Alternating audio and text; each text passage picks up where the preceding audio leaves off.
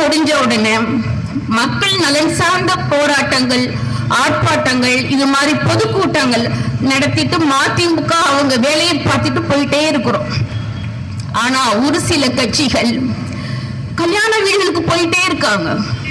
மைக்க பிடிச்சு ஒரே புலம்பல், ஒரே எரிச்சல், அவங்களுக்கு ஒரே அருகாட்சி சீன். இன்னைக்கு ஒரு கல்யாண மண்டபத்துல ஒரு முக்கியமான கட்சியின் துறை பொதுச் செயலாளர் ராசா அவர்கள் சொல்றாங்க, மதிமுக காரவங்கள ஒரு மண்டபத்தில் அடைச்சிடலாம்னு சொல்லிட்டு. ஏன் சார் மண்டபத்துல போய் நீங்க அடைக்கிறீங்க? எதுக்கு உங்களுக்கு அந்த செலவு? ஒரே ஒரு சவால் தான் உங்களுக்கு நாங்க சொல்றோம். பணம் கொடுக்காம, குவார்டர் கொடுக்காம, கோழி பிரியாணி கொடுக்காம இது மாதிரி ஒரு பொதுக்கூட்டத்தை நீங்க நடந்து காட்டுங்க.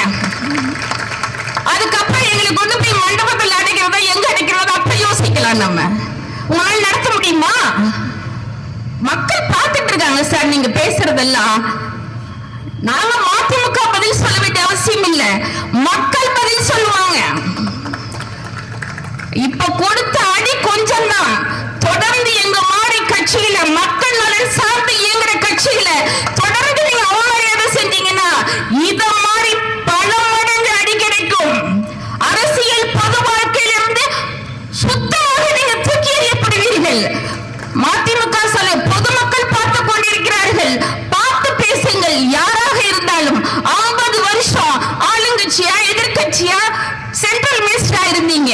ஆட்சி, அதிகாரம், பணப்பலம் எல்லாம் பண திமிரு. அதனாலதான் எங்களை பார்த்து மண்டபத்தில் கொண்டு போய் அடைக்கிறேன்னு சொல்றீங்க.